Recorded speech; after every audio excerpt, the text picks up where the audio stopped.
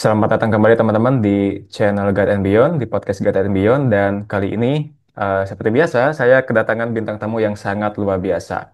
Kalau misalkan teman-teman suka nonton channel YouTube Sejarah dan Kitab Suci, nah ini saya ketemu sama pemilik channelnya, Pak Himawan Pritityo. Pak Himawan, terima kasih sudah bersedia untuk tampil di channel saya ya.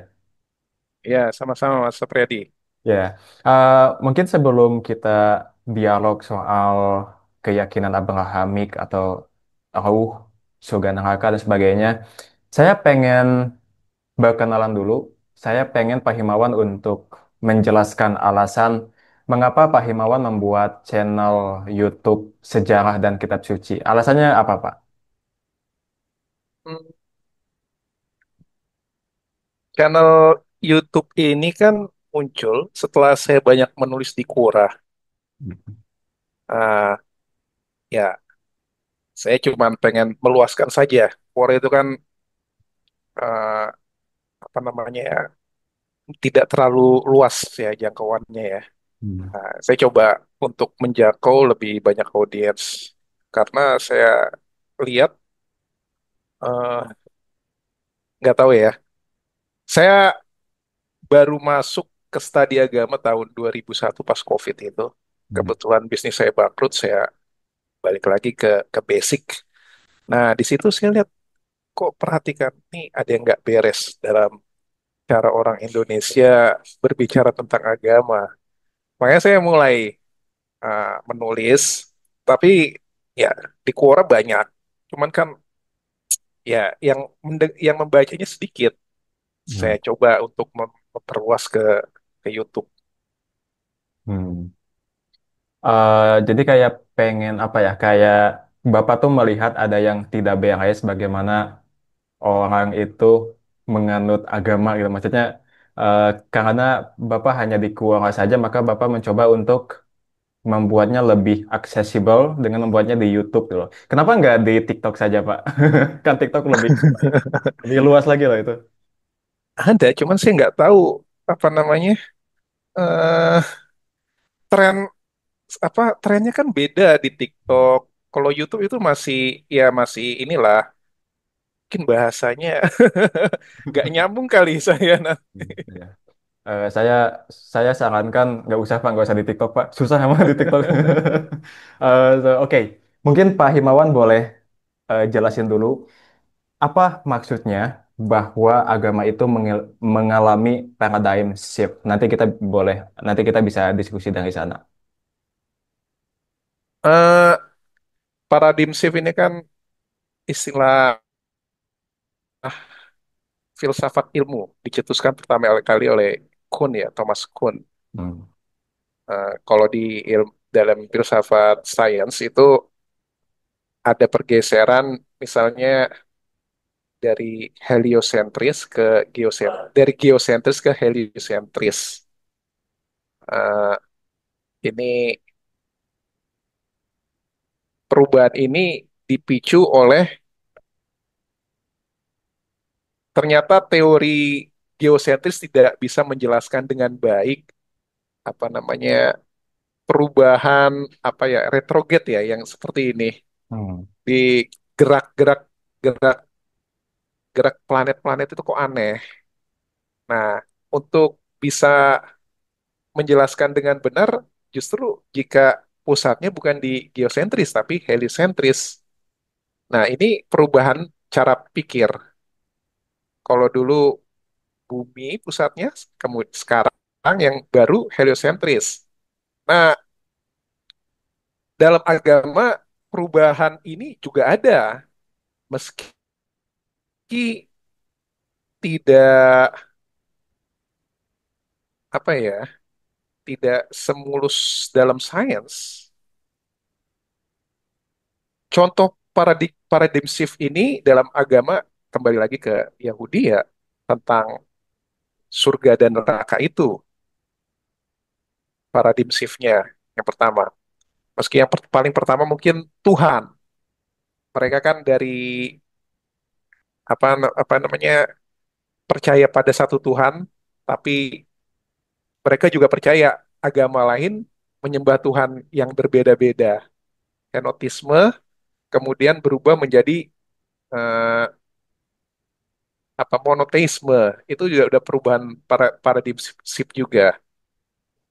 Yang kedua, perubahan kemunculan konsep surga dan neraka.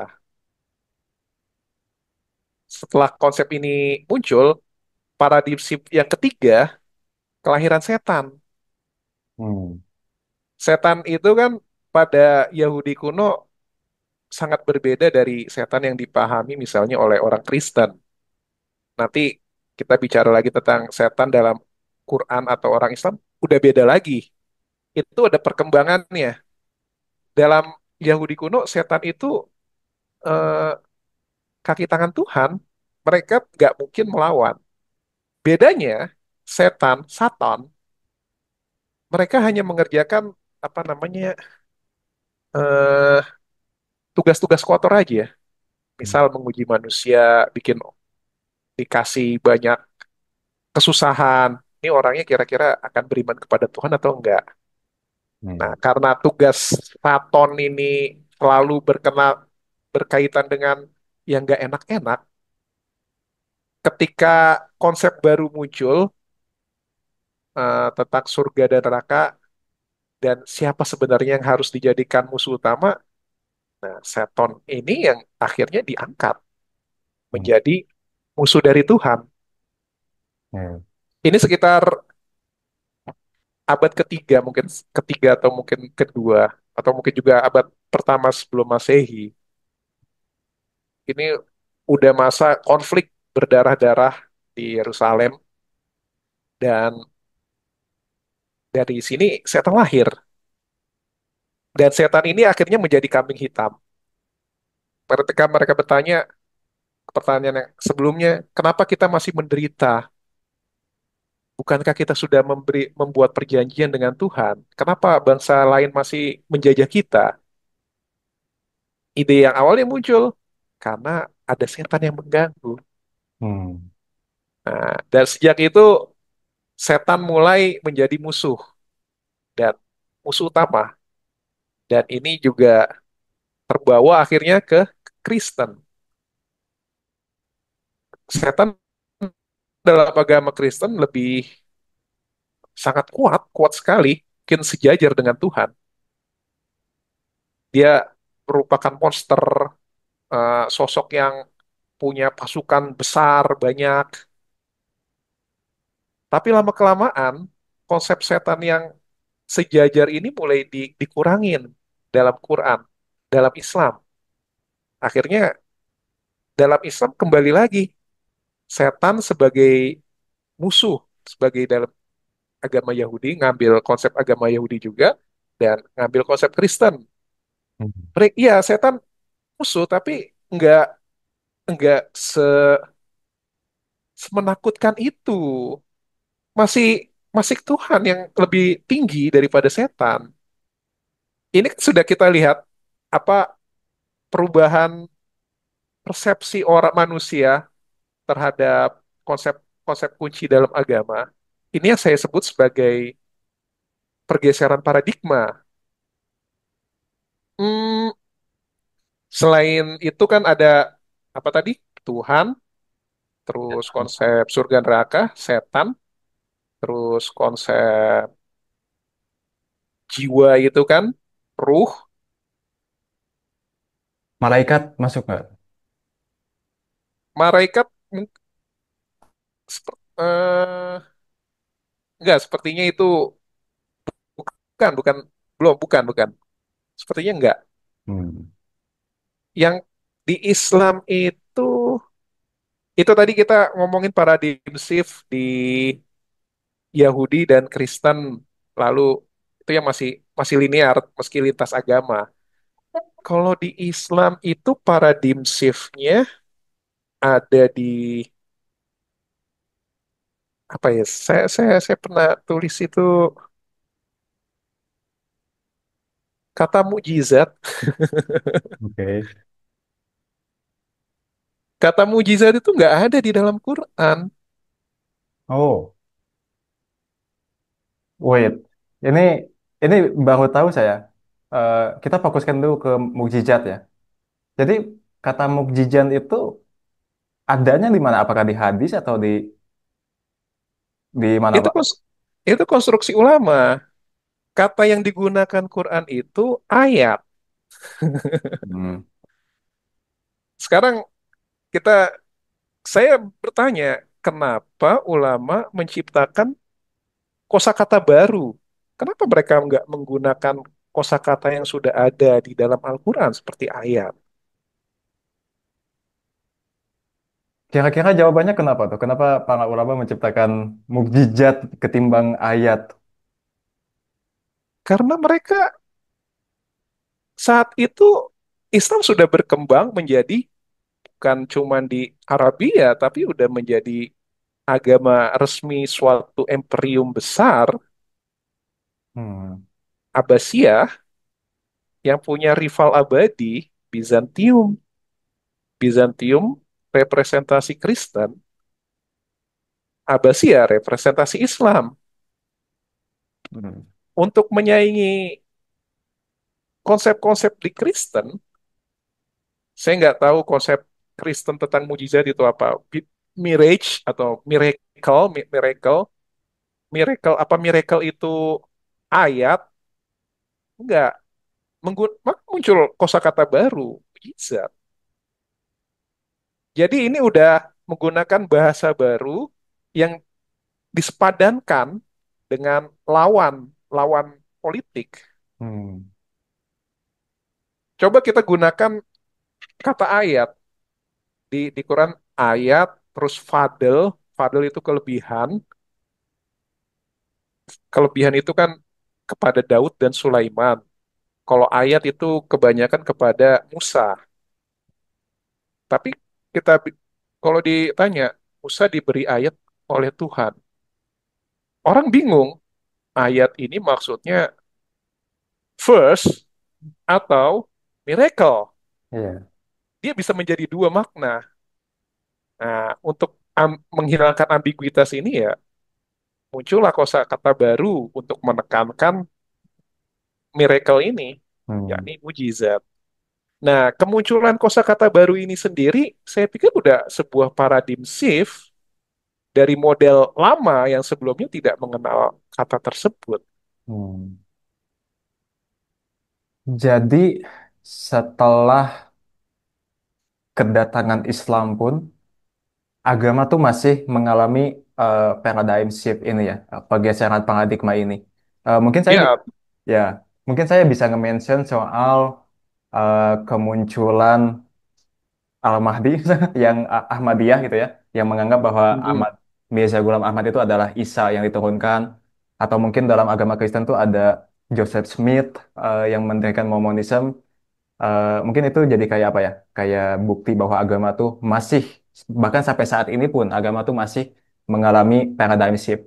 Nah, oke, jika agama itu masih mengalami paradigm shift, maka konsekuensinya adalah, saya akan bertanya seperti ini. Konsekuensi dari kita meyakini itu adalah bahwa Google klaim bahwa Islam itu adalah agama penyempurna. Karena jika ini kita ngomongin Islam dulu ya, karena mayoritas penonton penonton saya adalah Islam. So, ketika Islam mengklaim bahwa dia itu adalah agama penyempurna, ketika dia ada, dia kebenarannya itu tuh mesti absolut gitu loh. Dalam arti absolut tuh mutlak, tidak boleh berubah lagi gitu loh. Tetapi agama, ternyata Islam tuh juga adalah masih subjek, maksudnya adalah sesuatu yang dia tuh masih bisa mengalami perubahan gitu loh. So, apakah itu menggugurkan klaim bahwa Islam itu adalah agama penyempurna, Pak? Maaf kalau misalkan saya geser topiknya ke sini ya.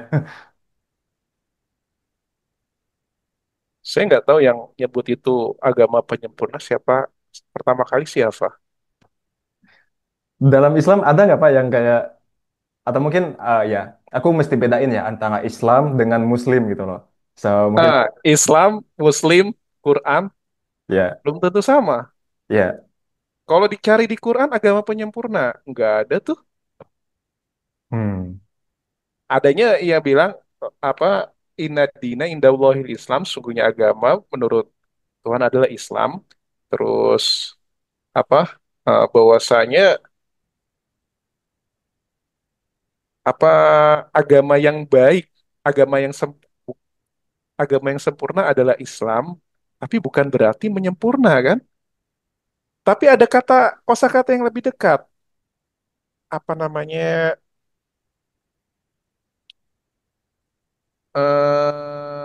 Is Loh, kok saya lupa. Din yang diridhoi Allah hanya Islam. Itu tidak menunjukkan bahwasanya Islam menyempurnakan agama lain. Oke. Eh, apa namanya? Al-Quran sebagai muhaimin.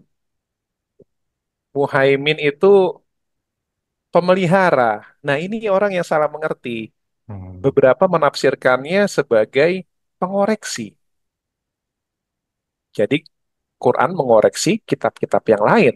Hmm. Padahal Quran memelihara ide atau gagasan, gagasan dari kitab-kitab yang sudah ada sebelumnya. Itu kan sangat berbeda maknanya. Apa maknanya memelihara? Apakah maksudnya kalau se oke, memelihara itu tuh bisa berarti melestarikan kan? Atau Iya, nah, jika Quran memelihara atau melestarikan kitab-kitab terdahulu, akankah kita menyaksikan bahwa isi Al-Quran itu tuh sama persis dengan kitab-kitab terdahulu? Tetapi kan em, nyatanya adalah kita menemukan banyak sekali perbedaan antara kitab Quran dan dengan Bible, Perjanjian Baru atau Perjanjian Lama gitu loh. Ada beberapa tenets yang bersinggungan atau kontradiktif gitu loh. mm-mm. Terus bagaimana kita menafsirkan Quran sebagai pemelihara kitab-kitab sebelumnya? Quran pemelihara kitab-kitab sebelumnya. Quran memelihara eh, gagasan tentang ketuhanan yang diyakini oleh orang juga. Quran memuliakan tokoh-tokoh yang ada dalam agama Kristen. Yesus dimuliakan, juga banyak tokoh-tokoh dalam agama Yahudi yang juga dimuliakan dalam Islam. Ini konsep memelihara. Eh, Kisah Adam itu mungkin dalam Al-Quran sangat berbeda dengan Adam yang ada di dalam Torah. Ya. Tapi sama dengan kisah Adam yang ada di dalam buku-buku pseudoepigrafa. Nah, ini lebih rumit lagi, harus belajar sejarah Yahudi. Ada buku-buku yang tidak masuk ke dalam eh, apa tanah. Tanah itu Jewish Bible atau kalau bahasa Kristennya Perjanjian Lama. Saya menghindari kata Perjanjian Lama karena itu Kristen lebih tan Wait, buku bentar Pak. bukan di dalam Al-Quran. Sebentar Pak. Koneksinya belum stabil. Hmm, sebentar Pak.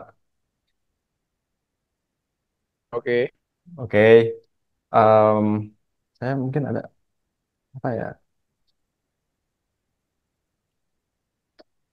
Oke, Bismillah. Mudah-mudahan ini semoga semoga baik-baik saja.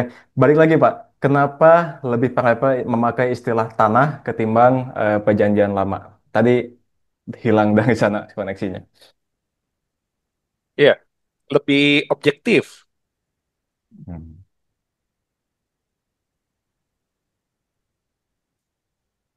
Karena itu emang lebih objektif. Demikian cara orang Yahudi menyebut kitab suci mereka. Hmm. Meskipun sama saja tanah itu ya perjanjian lama, isinya ya itu juga. Ya. Em, Balik lagi ke pertanyaannya saya yang tadi ya. Jadi Quran itu masih bisa disebut memelihara kitab-kitab sebelumnya meskipun ada detail-detail yang berbeda ya. Meskipun mungkin garis apa ya, ide utamanya sama gitu loh. Kayak misalkan Adam yang uh, Adam, Nuh, Moses dan sebagainya. Tetapi mungkin detail-detailnya ada yang berbeda. Nah, saya akan nge-point out perbedaan yang bukan perbedaan remeh, tapi betul-betul perbedaan yang gede banget gitu loh, Pak. Kayak misalkan um, Gospel John, Gospel Yohanes gitu. Al-Quran itu betul-betul kayak berbeda banget nggak sih dengan apa yang kita temukan dalam berita Yohanes. Karena kan dalam Yohanes itu Yesus itu betul-betul digambarkan sebagai sosok yang ilahiyah gitu loh. Eh, Sebelum Abraham, I am gitu. Atau banyaklah ayat-ayat yang kayak mengindikasikan bahwa Isa atau Yesus itu tuh adalah Tuhan. And yet dalam Al-Quran kita menemukan bahwa no, dia bukan Tuhan. Bahkan Quran mengatakan bahwa dia itu tidak disalib, hanya yang diserupakan saja dengan dia gitu yang disalib itu. Nah, kalau misalkan Quran dikatakan dia tuh memelihara kitab sebelumnya, mengapa kita menemukan perbedaan yang begitu jomplang banget gitu? Ini bukan perbedaan yang remeh, yang kecil, tapi ini perbedaan yang besar gitu loh. Buat Bapak gimana? Eh, Memelihara kitab sebelumnya, kitab apa itu? Katakanlah Injil misalkan. Itu kan In- Injil kan bukan cuma satu, ada yes, empat. yes. Dari empat itu juga ada Injil-Injil yang lain. Oke. Dan Injil-Injil ini tidak masuk ke dalam kanon. Di Yahudi juga ada buku-buku yang lain, seperti buku Tobit, terus apa namanya, pokoknya pseudoepigrapha, semua buku yang tidak masuk ke dalam kanon orang Yahudi. Itu kan termasuk tradisi, tradisi besar. Jadi jika ada 10 buku, orang Yahudi cuma ambil tiga. Nah, sisanya itu yang dipelihara oleh Islam, bukan sisanya, semuanya. Jadi, Jadi konteks memelihara di sini adalah memelihara seluruh tradisi. Dan sarjana modern sudah bisa melacak itu asalnya dari mana. Bukan, Quran itu nggak benar-benar ngarang. Itu ada semuanya, ada relasinya dengan kitab-kitab yang belum, yang tidak muncul ke dalam kanon. oh, um, jadi maksudnya adalah bukan hanya empat yang masuk ke dalam kanon seperti Markus, Matius, Lukas, Yohanes, tetapi juga Injil-Injil yang dia tuh tidak masuk ke dalam kanonisasi itu ya. Seperti mungkin kita bisa Ya, mention seperti Injil Peter, Injil Judas, Injil mungkin yang sering dimention itu adalah Injil Barnabas dan sebagainya. no, Barnabas enggak. Kayak Enggak Barnabas ya? itu kan baru. Iya, iya. Yang paling terlihatan kan apa namanya, infansi itu, Injil Yesus kanak-kanak. Apa sih nama, istilah, nama aslinya itu? Itu itu yang diikuti oleh Quran.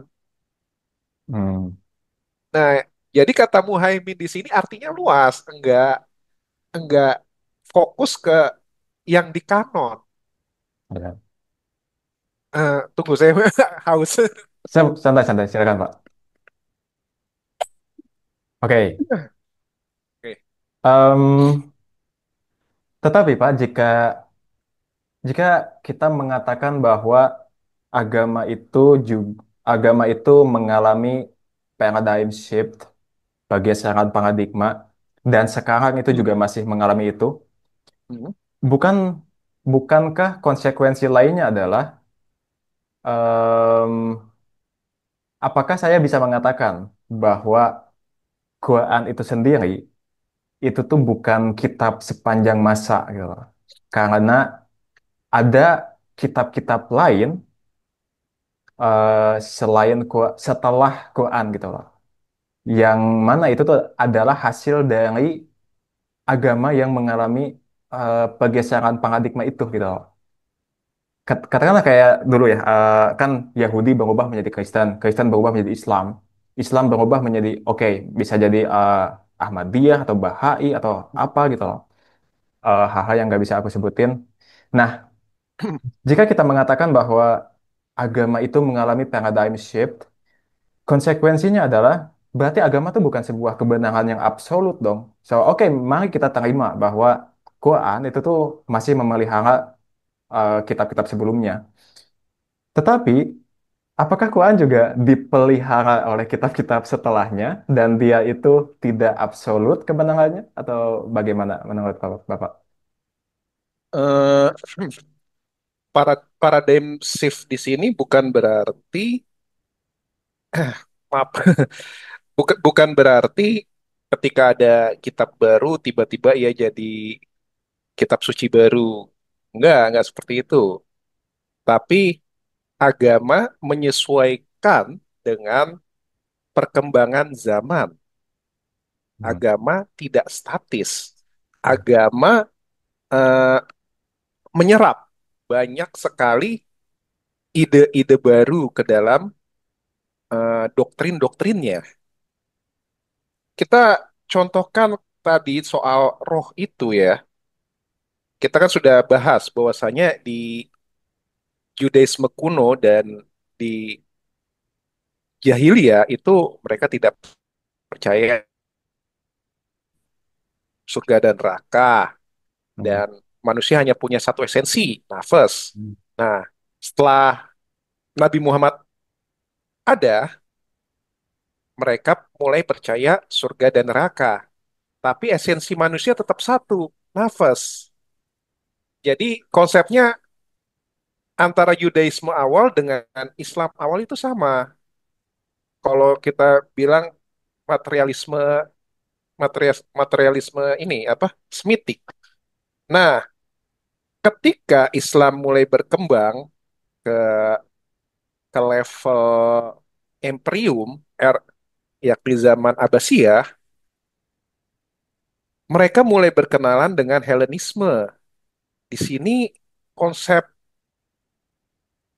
apa namanya monisme monisme awal bahwasanya manusia hanya terdiri dari satu nafas itu mulai mengalami perubahan menjadi dualisme.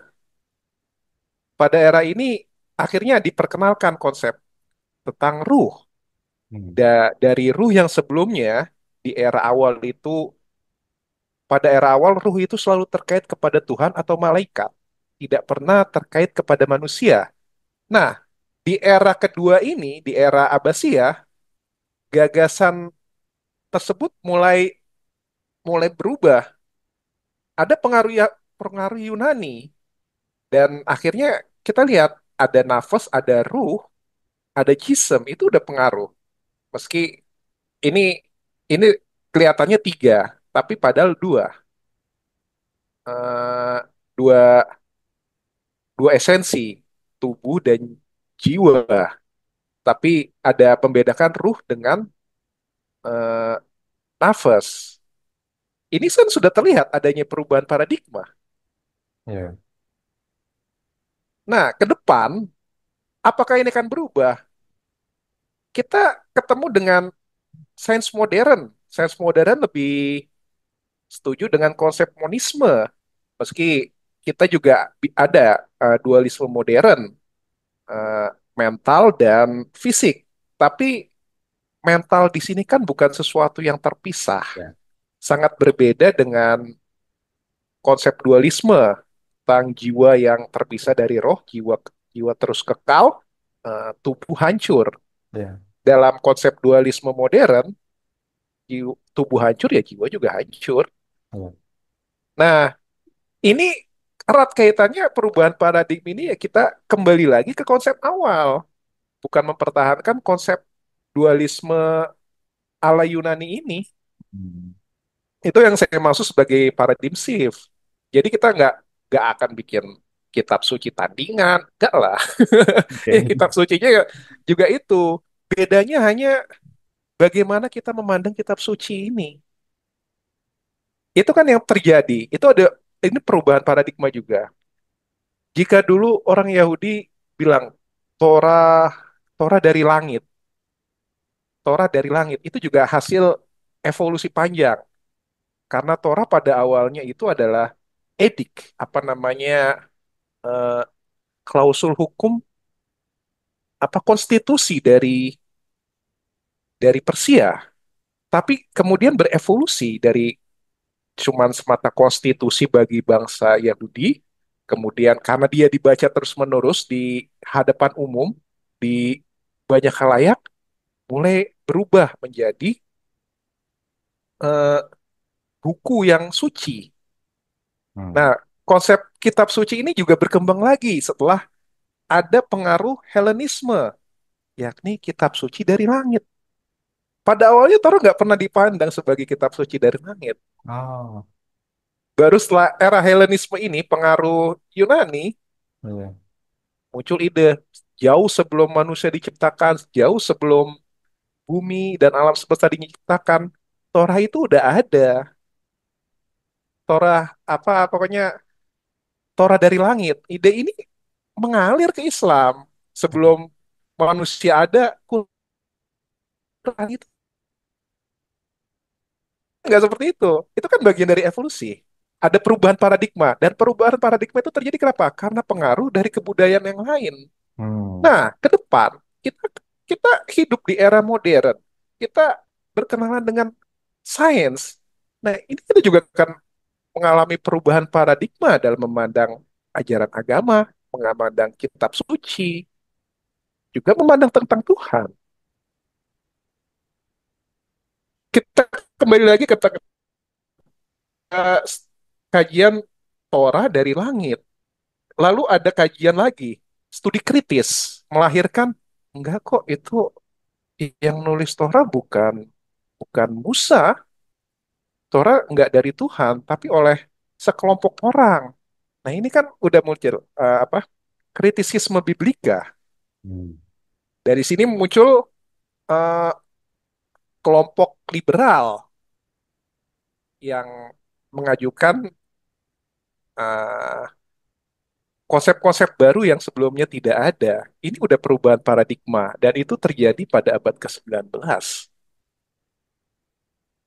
Jadi dari sebelumnya Torah cuman ya konstitusi nasional berubah lagi menjadi karena kitab biasa tapi karena dihormati terus menjadi memiliki kekuatan hukum dari Tuhan sebagai sesuatu yang sudah ada sebelum alam semesta ini ada, berubah lagi karena ada kritik. Ternyata itu enggak seperti itu. Yang nulisnya bukan Tuhan, bukan Musa yang menulisnya. Itu ditulis manusia biasa. Hmm. Ini udah berubah. Orang Yahudi modern yang liberal gimana cara memandangnya? Mereka menganggap Torah dari langit itu sebagai ekspresi kesetiaan terhadap kitab tersebut. Meskipun yang nulis bukan Musa, meskipun bukan dari Tuhan beneran, nggak blek gini bukunya. Itu udah perubahan paradigma. Dalam Islam juga ke depan ya akan seperti itu juga. Wow. Em, ini ini adalah sebuah pandangan yang bakal disebut betul-betul bid'ah atau sesat oleh mayoritas kebanyakan ya. Tapi em, saya akan bilang seperti ini.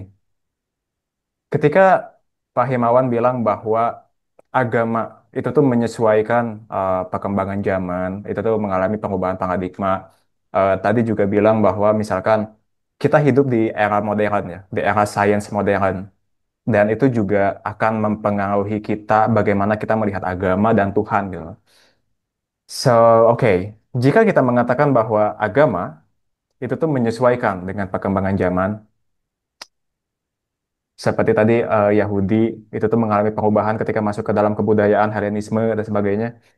Apakah konsekuensi yang kita dapat dari sini adalah bahwa agama itu tuh betul-betul ciptaan manusia gitu loh. Itu tuh bukan suatu hal yang apa ya? Soalnya kan mayoritas eh, teman-teman kita atau yang hidup di Indonesia itu tuh memandang bahwa agama itu tuh adalah suatu hal yang dia tuh diturunkan oleh Tuhan gitu loh. Diberikan oleh Tuhan untuk membimbing manusia, kurang lebih kayak gitulah. Tetapi dengan pemaparan yang baru saja eh, dilakukan oleh Pak Himawan, disampaikan oleh Pak Himawan, itu tuh kayak mengimply bahwa agama itu tuh adalah ciptaan manusia gitu loh. Karena dia menyesuaikan zaman. Nah, mungkin pertanyaannya adalah, apakah agama itu adalah ciptaan manusia, Pak? Atau gimana? Seharusnya demikian kan? Obvious. Oke. Hmm. Tapi ada juga, saya pernah berpikir, jika semua orang umat Islam seperti itu, apakah Islam akan ditinggalkan? Kemana jiwa-jiwa berapa miliar umat Islam? 1 miliar, 2 miliar? Iya, lebih, kurang lebih ya. Mereka akan kehilangan imannya. Kan tidak tidak serta-merta seperti itu. Ini yang saya sebut sebagai ya kita berusaha, kita mengadopsi cara pandang baru sambil menjaga ya karena agama sendiri sudah punya aset yang sangat besar. Nah ya aset ini yang harus kita berdayakan. Dalam Kristen, perubahan paradigma tentang kitab suci ini juga mungkin tentang historical Yesus mengubah mereka menjadi lebih ke agama yang apa namanya humanis, apa sudah tidak terlalu mementingkan ideologi kecuali ya kalangan fundamentalis lah. Semua agama punya itu. Mereka lebih ke misi-misi sosial. Nah, dalam Islam ke depan juga kan seperti itu. Hmm. Karakter ideologisnya mulai berkurang dan ternyata ya kita akhirnya mengurus manusia bukan mengurus Tuhan. Kita organisasi modern kan sudah seperti Muhammadiyah itu sudah mulai ke arah sosial. Saya pikir ini perkembangan yang harus kita dukung untuk agama kan. Bagaimanapun ada jutaan orang yang dipengaruhi oleh ide ini dan kita nggak bisa bilang ide kamu itu salah semua kan nggak kasihan. Ada miliaran orang yang seperti itu. Miliaran orang yang kehilangan imannya, tapi kita nggak akan mengarahkan ke sana, tapi kita mentransformasi bagaimana miliaran orang ini hidup di era modern dan bagaimana memberdayakan agama, bagaimana menempatkan agama di era yang ya sangat berbeda ini dari zaman-zaman sebelumnya. Ini mulai agak menarik. Maaf ya Pak, setelah 1 jam sudah mulai ini, udah mulai panas dan menarik. Soalnya channel saya itu tuh sebetulnya fokus untuk ngomongin filsafat agama, philosophy of religion gitu loh. Dan ini udah mulai nyentuh kepada agama. Apalagi ketika eh, Bapak barusan mengatakan bahwa agama itu tuh obvious, jelas itu adalah ciptaan manusia gitu loh. Tetapi dari kesimpulan itu kita berbeda arah gitu. Kalau saya bilang, so oke, agama ciptaan manusia berarti ditinggalkan. Useless. Um, but bagaimana? Oke, jika kita udah sepakat bahwa agama adalah ciptaan manusia, apa yang tersisa untuk Tuhan? Kalau misalkan kita mulai ngomongin Tuhan gitu kan, karena kan um, salah satu sumber bagaimana kita mengenal Tuhan atau mengapa kita percaya sama Tuhan itu kan dari agama ya. Nah, Hmm, ketika agama itu adalah produk dari manusia, apakah kita juga bisa mengatakan bahwa Tuhan itu adalah produk dari manusia? Saya kalau kalau misalkan Pak Himawan merasa ini topiknya terlalu sensitif dan nggak mau jawab nggak apa-apa ya. Tapi saya agak mau ke sini. Jadi bagaimana Pak untuk Tuhan ya? Apakah kita bisa mengatakan bahwa Tuhan juga adalah ciptaan manusia? Karena Tuhan itu tuh sangat-sangat erat kaitannya dengan agama gitu loh. saya coba ambil model tiga dunia si ini ya filsuf Popper, Oke. Three World Popper. Jadi bagi saya itu Tuhan ada tiga. Pertama, Tuhan dalam dirinya, Desting Ansih, Ya. kita tidak tahu, belum pernah bertemu. Eh, Justru karena ketidaktahuan kita, dia masih menyisakan pertanyaan. Kenapa? Karena observable universe ini nggak sampai 3%. Dan tidak ada satu manusia pun di muka bumi yang berhasil menjelajah keluar dari apa namanya, tata surya. Nggak ada yang pernah. Jadi kita anggap itu hipotesis. Oke. Kita pending. Karena ini hipotesis, kita tidak bisa menemukan Tuhan secara eh, empirik. Jadi setiap perbincangan tentang Tuhan, seperti kata Wittgenstein, eh, meaningless tentang Tuhan satu. Selain Tuhan satu, ada lagi yang namanya Tuhan dua. Tuhan dua adalah Tuhan di dalam otak kita, di dalam pikiran kita. Tuhan di saya, Tuhan di Bang Apri, Tuhan di semua orang punya ide tentang Tuhan dan mungkin saja berbeda-beda. Tuhan di sini sangat individual, sangat subjektif, tapi dia masih bisa kita analisis lewat perangkat-perangkat apa neuroscience kan. Jika kita mulai percaya pada Tuhan, mungkin ada perubahan kimiawi di dalam otak kita, apa mungkin perubahan itu bisa memberikan manfaat bagi kita dari sebelumnya eh, down menjadi lebih progresif, menjadi lebih aktif, menjadi lebih memberontak gitu, atau dari sebelumnya kita merasa apa namanya hidup ini hampa, eh, tidak memiliki tujuan, tiba-tiba kita memiliki tujuan. Nah, itu Tuhan bisa observable. Selain Tuhan dua yang di dalam otak, ada lagi Tuhan tiga. Tuhan tiga adalah Tuhan dalam sejarah, dalam Oke. kitab suci, dalam karya-karya tulis. Ini semua observable, kita bisa analisis. Cara analisisnya dengan metodologi literatur, dengan sejarah. Tuhan tiga ada, Tuhan dua ada, di dalam otak ada kan? Tuhan satu tentatif, kita belum menemukan. Jadi sepertiga Tuhan tidak ketemu, belum ketemu, dua per tiga, ya ada. Tuhan jadi ada. Saya cuma mendekati itu saja. Oke. Em, saya Saya akan mencoba untuk uh, menebak-nebak yang setelah 1 jam lebih kita ngobrol, saya akan menebak Tuhan seperti apa yang diyakini Pak Himawan. Tapi, oke, enggak, saya nggak mau, saya tidak mau menebak. Tetapi Pak, berdasarkan dari perbincangan kita selama 1 jam ini, dan kita mengatakan bahwa agama itu adalah ciptaan manusia, bisa nggak saya menyimpulkan bahwa Tuhan dua atau Tuhan dalam otak dengan Tuhan tiga, Tuhan dalam sejarah, itu tuh adalah Tuhan-Tuhan yang mungkin kita tuh bisa conclusively dismiss, maksudnya dibuang gitu loh. Atau mungkin kayak, oke, itu adalah Tuhan ciptaan manusia gitu loh.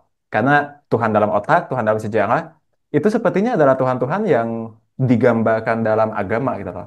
Karena kita bisa mengetahui beberapa sifat dari Tuhan. Tetapi Tuhan yang pertama, itu tuh adalah betul-betul Tuhan yang nggak bisa kita sentuh gitu loh.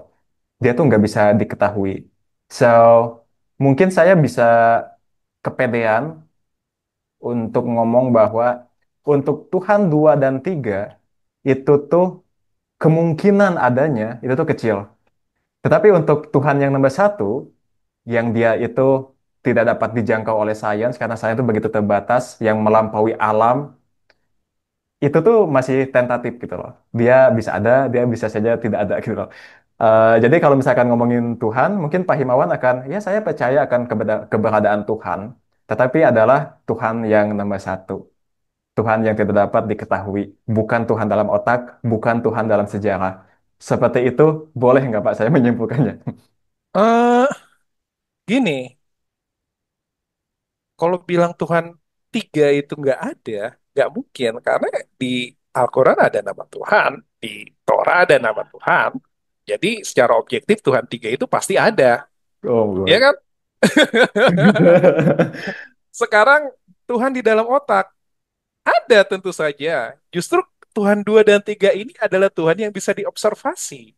Dia ada, tapi observasinya ini belum terkait dengan sejarah. Tuhan tiga itu ya terkait oleh perkembangan sejarah yang bisa kita amati dari fase tribal, kemudian fase tribal itu masih monolatri menyembah satu Tuhan, kemudian fase aliansi antar suku menjadi politeisme, lalu tiba-tiba suku ini menjadi super suku dan mulai menjajah daerah-daerah lain, sehingga menjadi penguasa absolut. Dari sana lahir monoteisme. Jadi konsep Tuhan ini kan berkesinambungan dengan konsep apa namanya pemerintahan. Ini Oke. bisa diobservasi, ini bisa dipelajari. Begitu juga dengan sejarah agama. Sejarah agama kan juga bisa dilacak. Misalnya tentang buah huldi itu yang bisa kita lacak terus sampai kemana? Mesopotamia, tentang apa? Saya pernah tulis itu tentang pohon Kiskanu itu ada di setiap istana raja di Mesopotamia itu di kok Mesopotamia di Babilonia itu ada gambarnya ini pohon sebagai perlambang dari kekuasaan, perlambang dari kekuasaan raja dan Tuhan di muka bumi. Itu ada justru karena Tuhan tiga ini observable ya dia pasti ada. The caveat is God in our mind. Eh, Kalau baca bukan Paul Boyer ya siapa ya? Bahwasanya Tuhan itu lahir dari efek eh, evolusi. Di sini kan ketika orang takut, dia mengarang konsep tentang sesuatu yang tidak bisa dilihat sehingga dia aware dengan keadaan sekitar. Dari sana dia lahirlah konsep Tuhan. Di sini Tuhan dua ini sudah menjadi bagian dari kita sendiri. Oh, Jadi ketika Anda beribadah kepada Tuhan, melakukan pendekatan mistik, sebenarnya eh, you are meeting your inner self. Bagi saya itu Tuhan dua ini pada dasarnya ya eh, diri kita yang terpendam itu, tapi pikiran sejati kita. ya, Cuman kita tidak bisa memandangnya apa namanya ini pembimbing kita gitu. Ya itu inian kita, diri kita sendiri. hmm, Cuman kita tidak bisa mengatakan kita menyembah diri kita, ya yes. kan? Itu humble.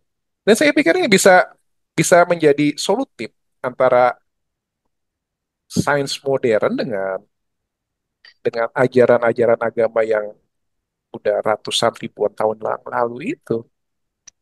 Um, saya akan ngasih objection untuk itu ya, apa uh, jika dibilang bahwa itu tuh adalah solusi antara ajaran agama dengan sains modern. Soalnya Hmm. jika solusinya seperti itu, kita itu sama karena gini ya, karena eh, misal kita ambil eh, Kristen lah ya, karena saya lebih dekat sama Kristen. Kristen itu dia mempostulatkan Tuhan yang mana dia tuh adalah suatu being yang melampaui alam semesta, the greatest conceivable being gitu, suatu hal yang paling gede yang bisa kita bayangkan. Dan Mhm. dia itu tuh bukan diproduksi oleh otak kita gitu loh. Maksudnya eh, dalam pemaparan Pak Himawan yang saya tangkap, ketika mengatakan bahwa Tuhan itu Tuhan dalam otak ya, itu tuh adalah Tuhan yang keberadaannya itu tuh bergantung sama otak manusia gitu. Konsekuensinya adalah ketika manusia udah punah, manusia udah mati, maka Tuhannya itu juga ikut mati nggak sih? Kalau misalkan kita mengatakan eh, Tuhan dalam otak seperti itu ya. Yes, kita bisa mengatakan bahwa ini Tuhan yang observable. Dia Tuhan yang ada, jelas, observable. Dia hidup dalam otak manusia. Tetapi Tuhan yang seperti itu tuh keberadaannya bergantung sama manusia. Ketika manusia mati, ya Tuhannya juga mati. Dan, Iya, oh, oke. iya. Eh, berapa banyak Tuhan yang sudah mati? Banyak sekali. Tuhan orang Mesir kuno kan mereka tidak ada yang menyembahnya lagi sekarang. Itu sudah apa namanya pertarungan antar Tuhan. Tuhan Iya, satu mati, satu suku kalah kan mati Tuhannya nggak lagi disembah, ditinggalkan. Yang iya. beruntung masih disembah sembunyi-sembunyi tapi sama suku yang lain dibilang itu demon. Nasibnya jadi demon. Ya, Seperti, ya, jadi Tuhannya udah banyak yang mati. Jadi ini yang tersisa ya tinggal beberapa Tuhan saja. oke. Seperti ini nggak sih kayak Tuhan Yahweh, maaf ya kalau misalkan ada teman-teman Yahudi dan teman-teman Kristen, saya menyebutnya Yahweh gitu. Yahweh ini kan katanya ya, katanya dulu itu Yahweh itu nggak sendirian loh, nggak monoteis sebelum Yahudi monoteistik ya. Ya, Ada Tuhan-Tuhan saingan kayak Baal atau siapa gitu, aku lupa nama-namanya. ya Baal. Makanya ya, makanya kan Yahweh bilang jangan ada padamu Allah-Allah yang lain gitu.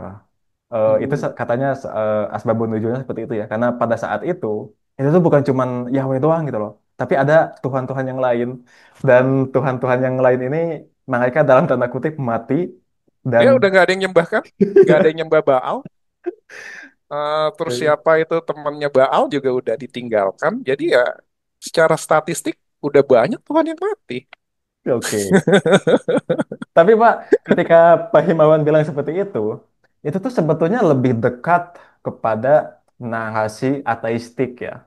Narasi yang tidak percaya Tuhan ketika bilang bahwa, oh ya Tuhan tuh ada, banyak, dan mereka tuh udah pada mati gitu. Karena Tuhan tuh adalah apa yang ada dalam manusia, Tuhan nomor dua ya. Nah, Oke, oke.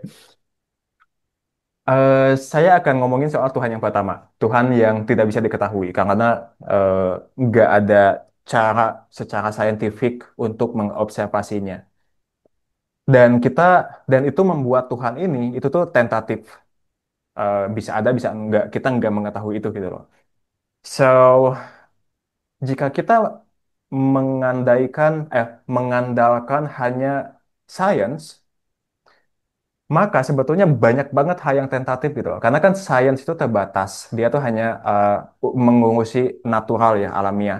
Nah, masalahnya bukan Tuhan yang ini aja loh, yang nggak bisa dijangkau oleh sains.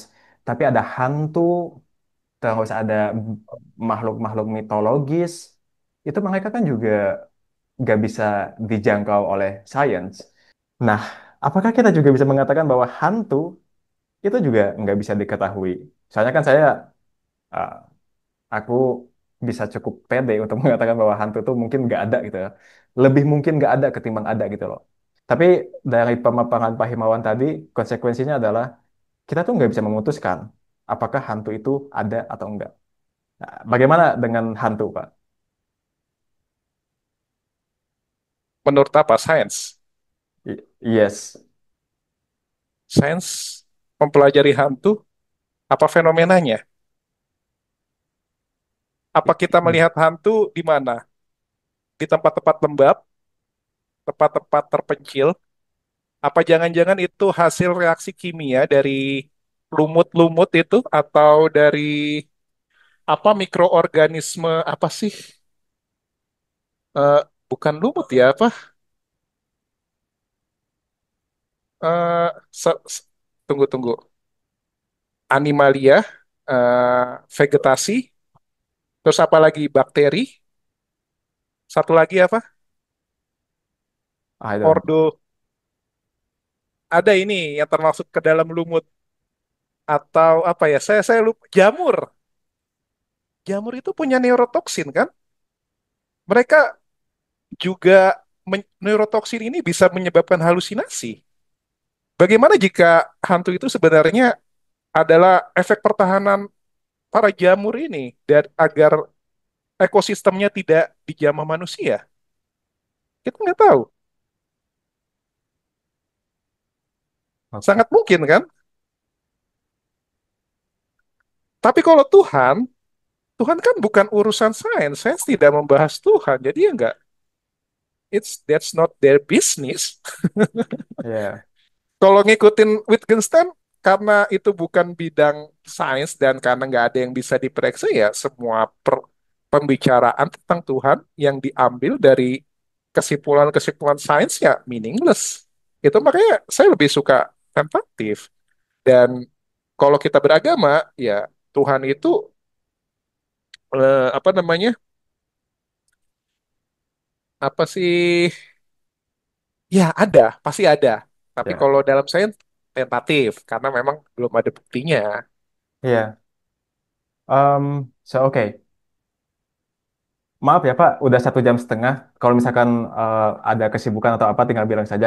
Satu pertanyaan lagi ya, sebelum saya tutup. Heeh. Em, saya melihat Pak Himawan tuh kuat banget secara saintifik, tapi juga apa ya, kuat banget secara agama. Meskipun Bapak mengatakan bahwa agama itu adalah ciptaan manusia. Em, saya saya tidak mau menjadi seperti teman-teman New Atheist, tapi saya akan tanyakan pertanyaan mereka di sini ya. Bagaimana Bapak menghadapi eh, yang katanya kontradiktif ketika kita meyakini sebuah agama dan kita juga menyukai sains atau kita menerima sains itu. Misal kisah-kisah mukjizat atau ayat yang tadi Bapak sebutin. Aku bisa sebut satu lah, Isra Mi'raj misalkan.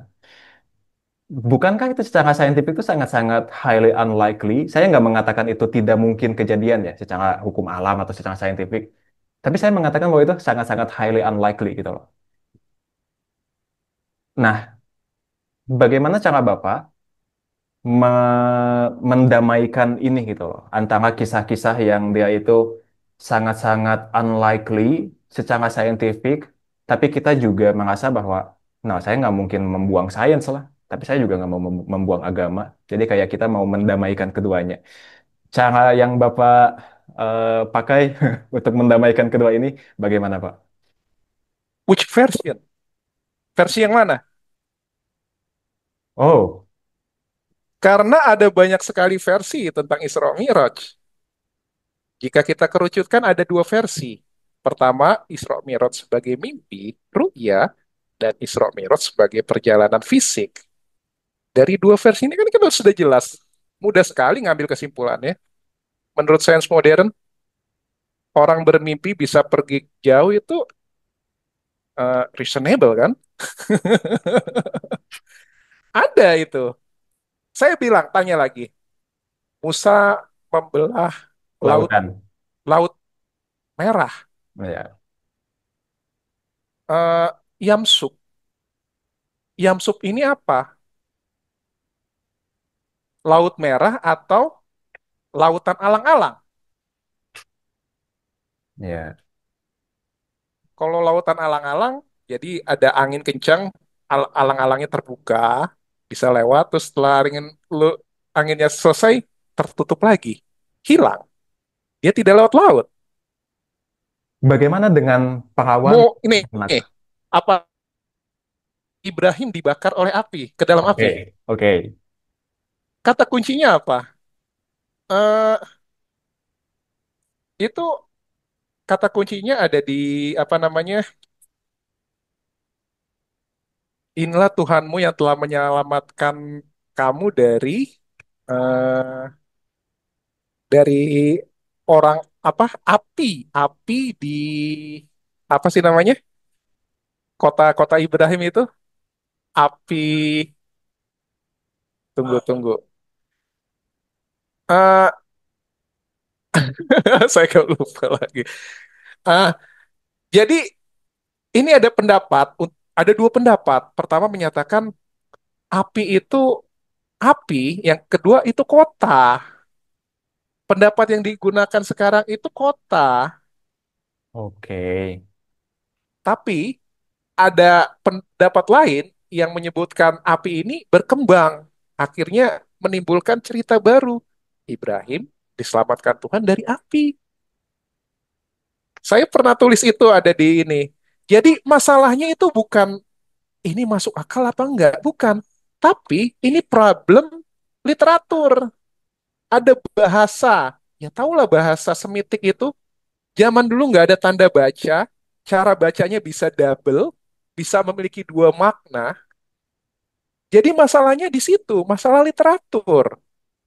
Jadi jangan langsung kita dekatkan dengan masalah literatur ini dengan persoalan apa realitas. Enggak, pecahin dulu persoalan literaturnya. Baru kita akan paham. Oh, ternyata akal masalahnya di sini, di literatur, bukan di ini benar terjadi apa enggak. Enggak, itu udah loncat. Itu makanya saya bilang kajian agama yang ketiga ini memang harus didekatkan secara saintifik, secara ilmiah dan studi modern sudah memberikan jalan untuk itu, untuk memahami semua realitas ini. Bagaimana dengan, oke, eh, perawan yang bisa memiliki anak, Apa itu? Bunda Maria?